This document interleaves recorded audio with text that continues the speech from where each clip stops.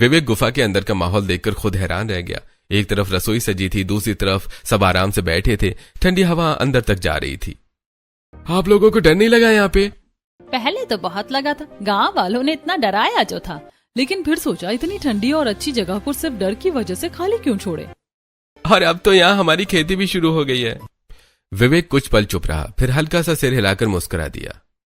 अच्छा ठीक है, मैं चलता हूँ। लड़का वापस चला गया। उधर शाम होते होते मौसम और भी ठंडा हो गया था। पीहू और प्रेम गुफा के पीछे की तरफ घूमते घूमते चले गए। वहां बड़े पत्थरों के बीच एक बहुत छोटा सा कमरा दिखाई दिया जो कि बंद था। अरे, ये पहले तो नहीं देखा। दोनों धीरे धीरे अंदर गए। कमरा छोटा था, लेकिन ऐसा लग रहा था जैसे कभी कोई वहां रहता रहा हो। एक कोने में पुरानी लकड़ी का छोटा संदूक रखा था। अरे देखो तो, ये क्या है, चलो ना देखें। अब तुमने ठान ही लिया है, तो अगर मैंने मना किया ना तो मेरी शामत आ जाएगी। चलो बेहतर यही है कि तुम्हारी बात मान ले। दोनों धीरे धीरे उस छोटे कमरे के अंदर गए। चारों तरफ धूल जमी हुई थी। तभी एक कोने में रखा पुराना लकड़ी का संदूक पीहू की नजर में आया। प्रेम, देखो यहाँ कुछ रखा है।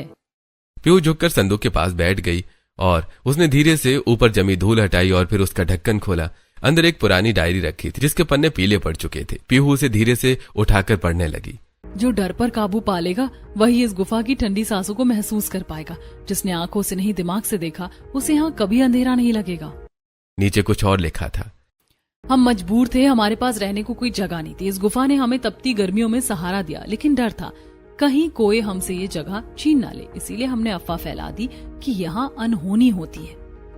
लोग डर गए और ये जगह सिर्फ हमारी रह गई। लेकिन मुझे एहसास है कि हमने गलत किया, डर फैलाकर लोगों को इस नेमत से दूर रखा। कुछ पल के लिए दोनों चुप हो गए। मतलब इतने सालों से लोग बेवजह डरते रहे।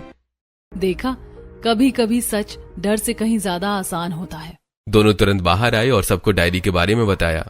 अच्छा, ओह, तो ये बात थी। लोग इतने सालों से इस जगह से डरते रहे और मैं तो पहले दिन से ही भूत ढूंढ रही थी। तभी अगले दिन विवेक फिर गुफा में आया। इस बार उसके चेहरे पर झिझक थी। मुझे आप सबसे कुछ कहना है, कल कह नहीं पाया था। क्या बात है बेटा, अगर इस गुफा के बारे में बताना चाहते हो तो हमने वो डायरी पढ़ ली। असल में वो डायरी मेरे परदादा की थी। उन्होंने ही ये अफवाह फैलाई थी। उस समय बहुत गरीबी थी, रहने को घर नहीं था। उन्हें डर था कि कोई ये जगह उनसे छीन न ले। सब चुपचाप उसकी बात सुनते रहे।